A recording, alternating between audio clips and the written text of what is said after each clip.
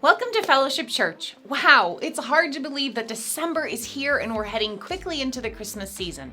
If this is your first time here, welcome. I want to encourage you to check out our website and click on the button that says Get Connected. This will help you find out more information about Fellowship and get notified of upcoming events. There are a lot of things going on this month, and I hope you can join us for some of these fun events. We have a couple of things going on next Saturday. First, join us for a hike at 8 a.m. at Higme Mountain here in Middletown. All are welcome to join us. Sign up today or get more information in the atrium. Then, Fellowship will once again be partnering with the Salvation Army by volunteering on behalf of their Red Kettle campaign. We will be at the Stop and Shop in Middletown this Saturday, December 14th, from 10 to 5, ringing the bells and collecting money to support our community. Help spread some Christmas cheer by signing up for a 1-hour slot. This is a great chance for families to serve together. Sign up online or on the app. Christmas Eve is coming quickly, and we hope you will spend it with us. This year we have 3 identical Christmas Eve services: Monday, December 23rd at 6, and Tuesday the 24th at 3 and 4:30. These are fun 1-hour services for the entire family. Make sure you are here and invite a friend to join you as we celebrate the true spirit of Christmas. Finally, I want to remind you of our special Christmas offering this month. While we appreciate your regular giving, this is an opportunity to go above and beyond to help people find and follow Jesus. When you give to this year's Christmas offering, you will be giving towards several projects like FC Kids Environment upgrades, church networking and planting, and addressing rising energy costs. You can find out more information about this on our website. Thank you for considering to expand your generosity in this way. If you'd like to give today, you can do so by mailing in a check or online or the app. Thank you for your generosity. Finally, I want to say thank you to each and every one of you who donated food, money, or time to the Middletown Community Thanksgiving Project. This year, we were able to provide food to 1,038 families, and we had over 270 volunteers participate throughout the month. Take a look at this recap video.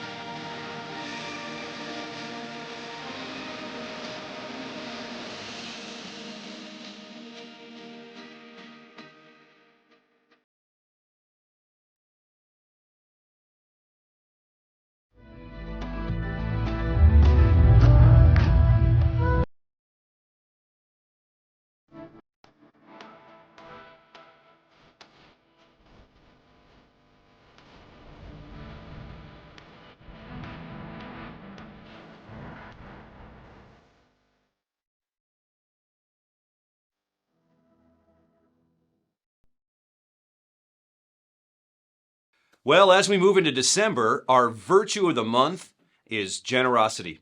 Generosity is a fundamental Christian virtue that reflects God's love and his compassion.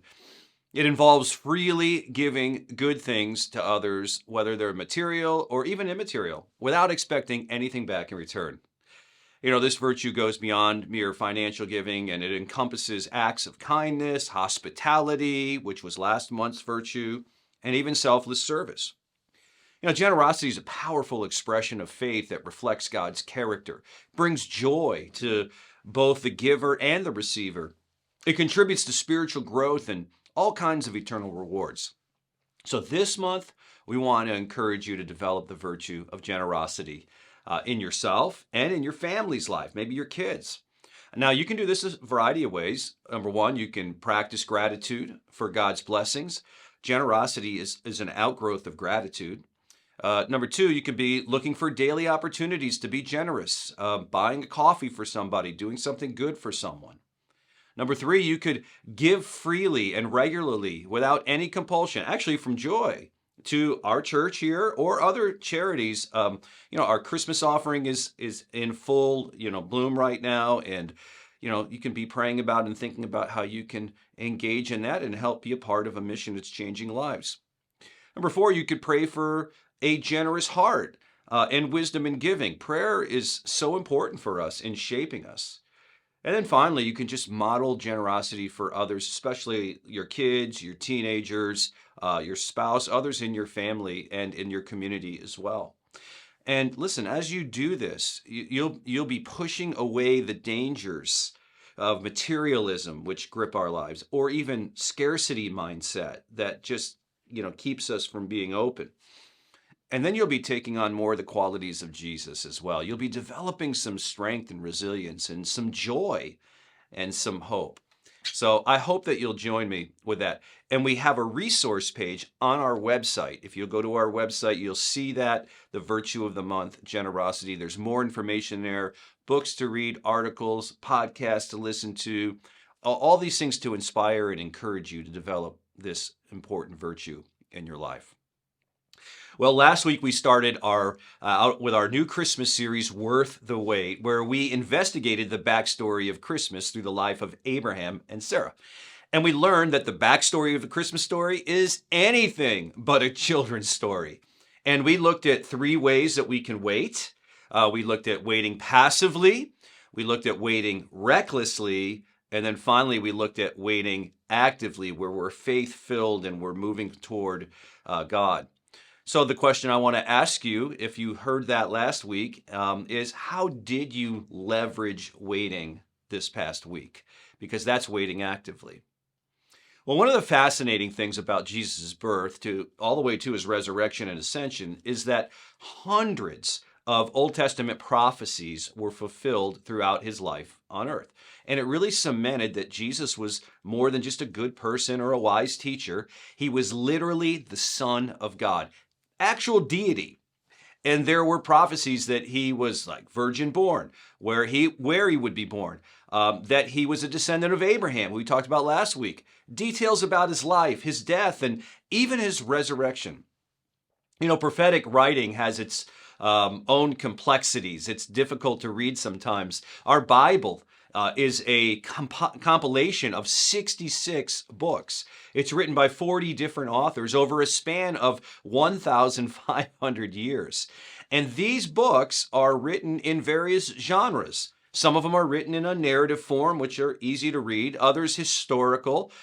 There's wisdom literature. There's various forms of poetry, as well as apocalyptic and, of course, prophetic writings. Now, much of the prophetic writings were written in an extremely difficult time in the history of Israel, when the nation was divided and the age of the empires was rising. They were designed to give warning and eventually comfort to those who were driven from their homes into exile in faraway lands. There was always a call to come back and to follow God with these prophecies. The common thread through much of the prophecy writings, though, was salvation. And this is why the people in Jesus' time were looking for a Messiah, and they had designs on the fact that their Messiah, whomever it would be, would free or save them from Rome. And you'll see it in the writings about Jesus several times. People tried to force Jesus to be their king and to overthrow Rome, and he would not.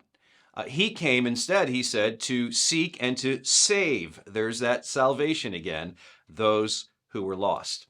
Jesus had greater plans that didn't look as great to those people in the moment, yet we're here, we're a part of those great plans today. And even now, we look for the second coming of Jesus himself.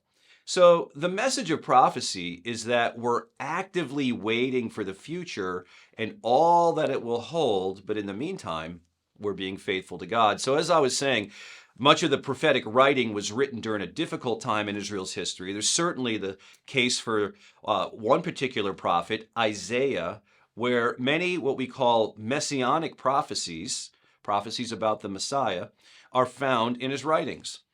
Even his name, Isaiah, means the salvation of Jehovah, the salvation of God. And the word salvation is repeated many times in this book. But the first half of his writings center on this impending bad news of this rising empire called Assyria. Now, at this time, Israel was a divided nation after they had had their civil war, and they were consisted of a northern kingdom called Israel and a southern kingdom called Judah. Now, Assyria would ultimately defeat both, and they would send the Jewish people into exile.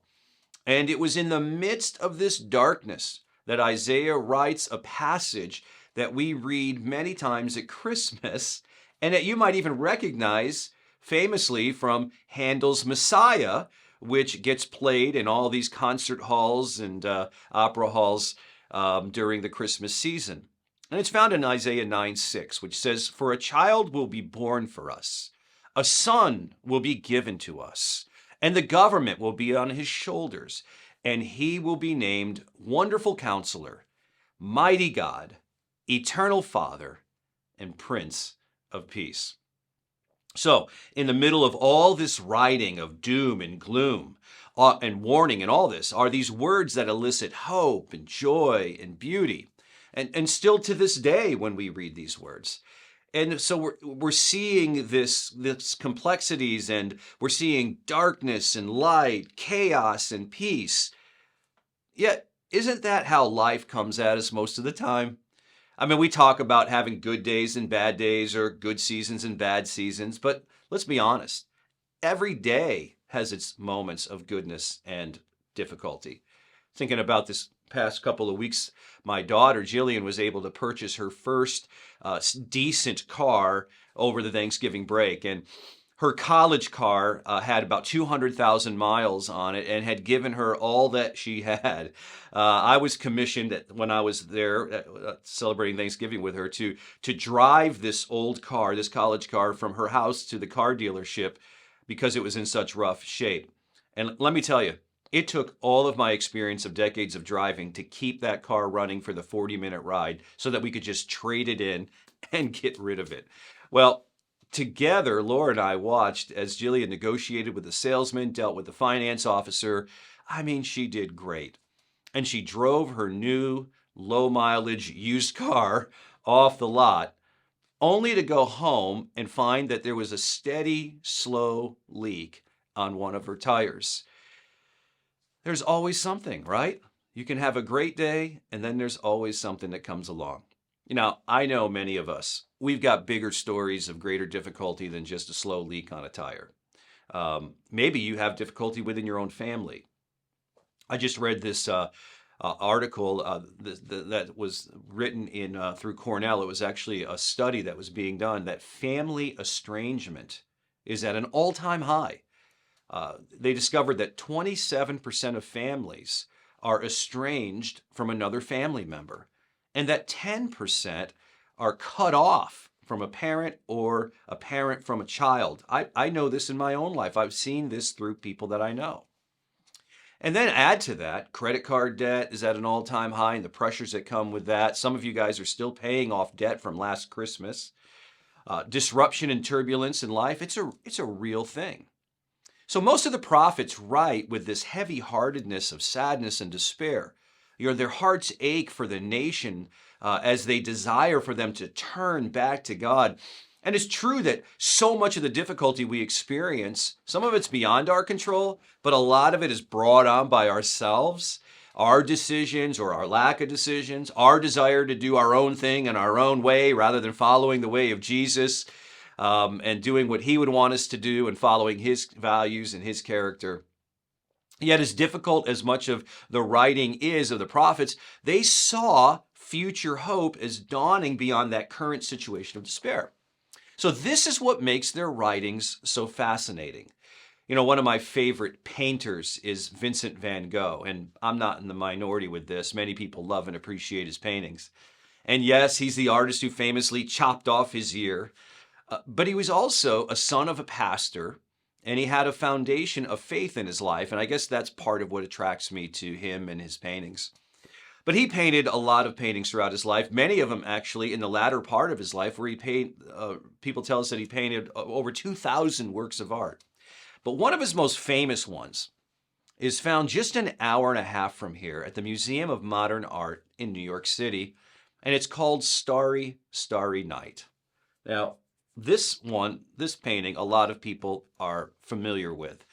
And I have to tell you, it has captured me for a long time now. The blues, and of course, Van Gogh's famous use of yellow, but most notably, the 14 swirls throughout the night sky. A few months ago, on one of my weather apps, as I was telling you about last week, there was a link to a news story about this painting and some recent scientific research related to weather and turbulence.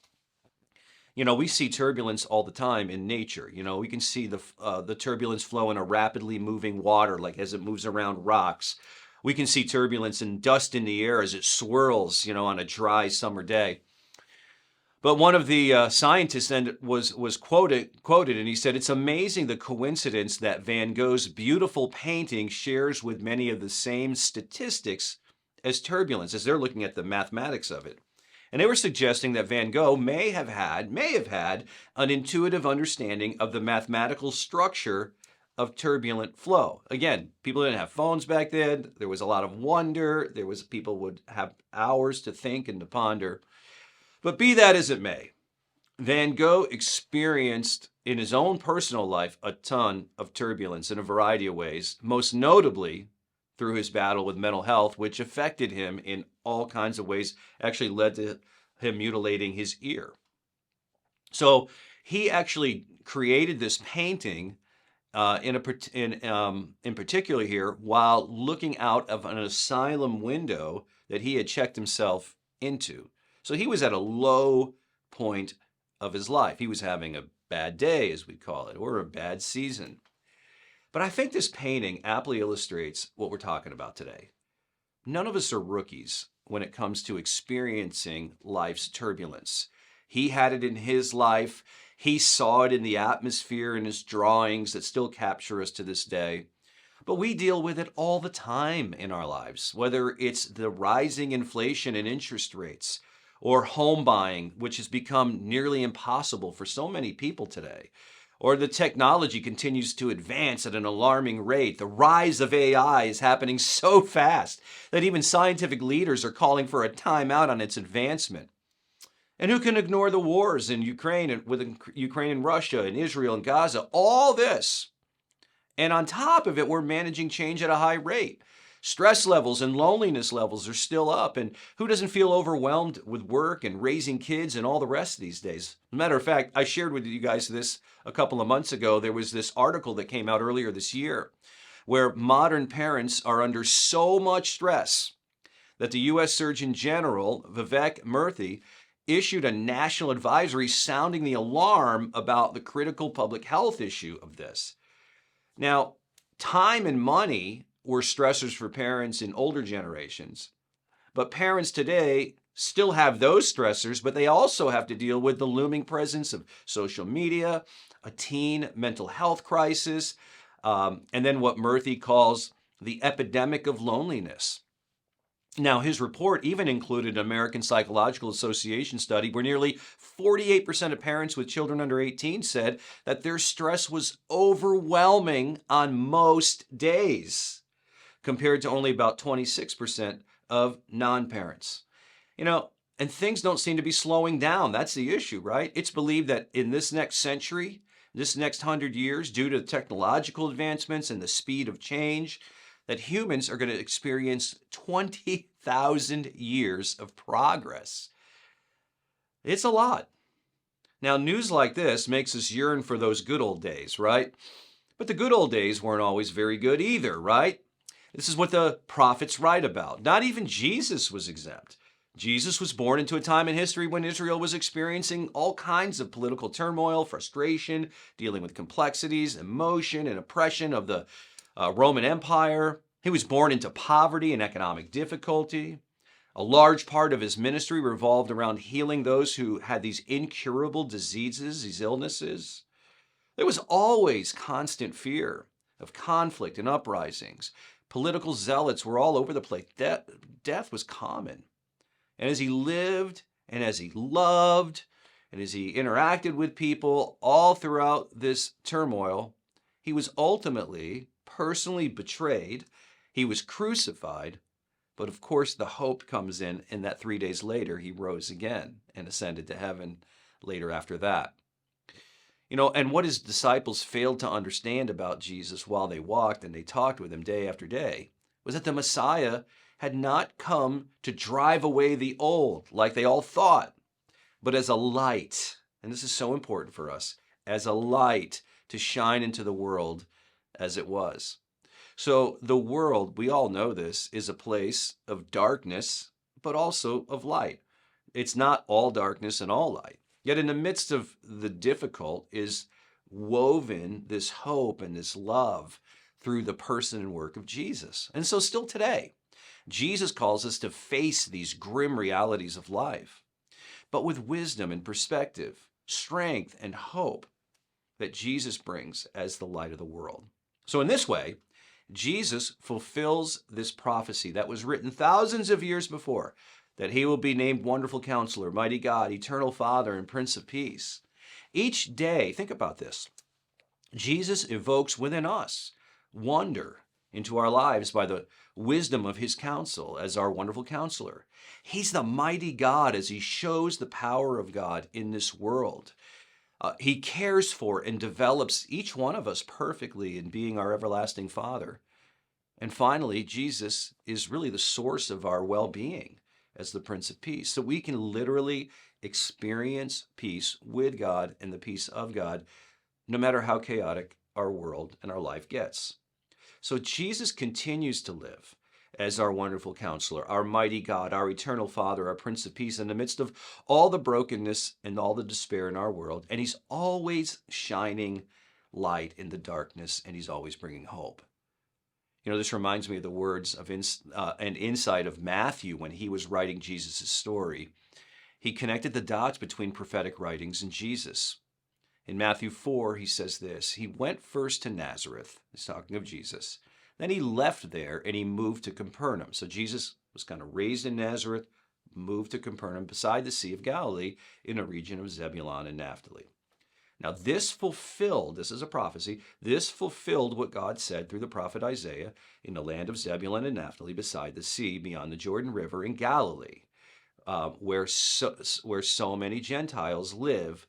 The people who sat, now catch this, the people who sat in darkness have seen a great light. They have seen Jesus, this great light. And for those who lived in the land where death cast its shadow, this darkness, a light has shined. And from then on, Matthew wrote, Jesus began to preach, repent of your sins, change your ways, turn to God, for the kingdom of heaven is near. So much hope. Jesus was offering something the world never could. He was offering salvation for all. And just like the prophets of old who passed on these words of salvation and wisdom and hope, we are to do the same in our words, our attitudes, our poise, our actions. We have this way to pass on gifts and light to others. uh, because of our relationship with Jesus. The experience that we have of life and God and love and light and goodness, displayed in one way through what we talked about earlier, the gift of generosity. As we're generous with our time and our attention to others, as we're gentle and patient with them, or through our kindness in the hustle and bustle of the season, not always having to be first or grabbing for ourselves, and even in our joy as we live each moment. Jesus said it best in his famous Sermon on the Mount. He said, not only is he the light of the world, but he said, you as his followers are light of the world, like a city on a hilltop that cannot be hidden. And he says, no one lights a lamp and then puts it under a basket or hides it. Instead, a lamp is placed on a stand where it gives light to everyone in the house. And in the same way, let your good deeds shine out for all to see, so that, this is important, so that everyone will praise not you, but your heavenly Father. You're pointing people. Our lives are to be lived in such a way that they point other people to Jesus. So, this is our moment. This is our day. This is our week. It's our season to be deeply connected to Jesus. And as we are, may others see the hope and love and light of Jesus in each of us as we wait actively, as we leverage waiting for the day of his return, when he'll one day perfectly make all things right.